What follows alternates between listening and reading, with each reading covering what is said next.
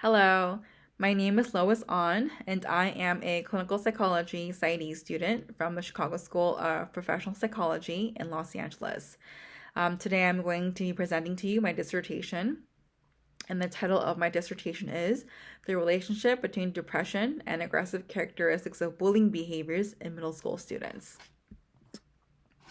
So, to give a very brief background and the statement of the problem, bullying stands as one of the most biggest forms of violence in society and carries a very vital role in the culture of violence. So, understandably so, as public concern about bullying increases, bullying research is continuously growing as well. However, unfortunately, there's only a very small amount of research that is focused on looking at the mechanisms of students who are at an increased risk for bullying behaviors, specifically examining if depression is contributory to the development of bullying behaviors.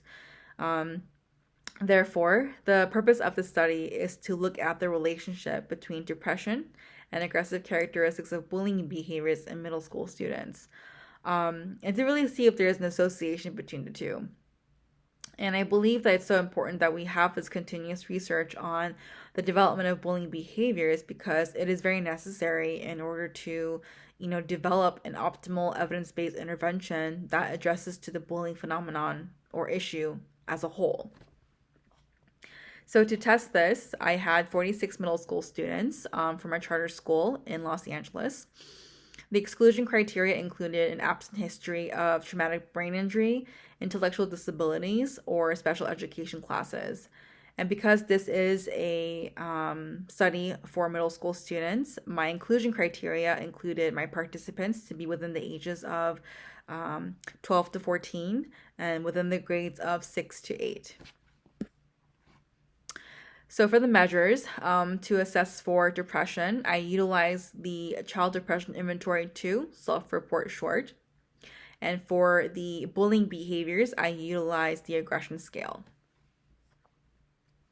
So all survey was completed through SurveyMonkey. This study was originally supposed to be done in person, but unfortunately due to COVID-19, this was moved virtually. And with the help of school staff, the school counselors would post the recruitment flyers on the parent portal site. So for any interested parents who wanted their kids to participate in this study, and if there are students who wanted to participate as well, they would go into the link that was on the flyer. And in that flyer would give a very extensive information on the background of the study, the importance of the study, and also the consent and assent forms for them to have permission to participate in the study. And so for all participating students, they received a $10 Amazon gift card, and also they received a list of mental health resources. So to look at the relationship between depression and bullying behaviors, I used the Pearson-R correlation coefficient. And based on the results, there was no significant relationship between depression and aggressive characteristics of bullying behaviors. Furthermore, I utilized the independent sample t-test to look at the significance of effect for the history of bullying perpetration and also history of victimization. And for both, I saw that there was no significant effect for history of bullying perpetration for depression, and there was also no significant effect for history of bullying perpetration for aggression. So what this basically means is that students who have a history of bullying behavior and students who do not, there was no difference in depression and aggression between the two groups. Same goes for students with a history of victimization and for students who do not have a history. There was no differences or significance of means for aggression or depression. So what does this all mean? Clearly, the results of this study was inconsistent with other limited research that have evaluated the relationship between depression and bullying behaviors. And I believe this is the main reason this is because of the sampling issue. We had different sampling pools. the study that I had, most of my participants, 50%, were Asian American, whereas previous studies that have studied the relationship between depression and bullying behaviors, a lot of their students or participants were Caucasian. So this actually sheds light on the multicultural considerations when it comes to understanding depression and bullying behaviors. Researchers have mentioned that when focusing on Asian Americans' experience of depression, the report of depressive symptoms was often different compared to the Western view of the experience of depression. Furthermore, researchers have found that Asian Americans are less likely to seek services for mental health issues than other ethnic demographic groups. They possess greater stigma beliefs regarding depression than white participants, especially for those when it was related to family.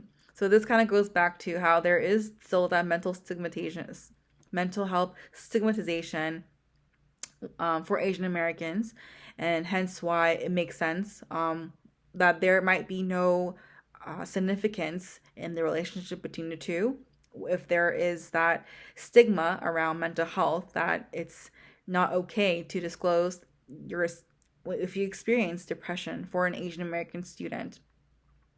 Furthermore, I think another piece that is really important to know is that I think the results of this study really highlights the need to diversify the sample pool when observing the relationship between depression and bullying behaviors. Therefore, I think moving forward, it's still important to continue evaluating the relationship between depression and aggressive characteristics of bullying behaviors with a diverse sample pool that will include other ethnic groups. That way, when we do have these other multicultural considerations, rather than just looking at one specific group of race to evaluate bullying behaviors or depression, it would be really important for us to understand what other cultures and other ethnic groups look at or experience different different experience symptoms like depression or aggressive behaviors. And when we do have those other factors implemented, then we will have a very robust understanding and a growing research in really accurately looking at depression and accurately looking at what bullying looks like, or what bullying perpetration looks like, or if there really is an association between the depression and bullying for other ethnic groups. So that was my study. Thank you for listening, and thank you.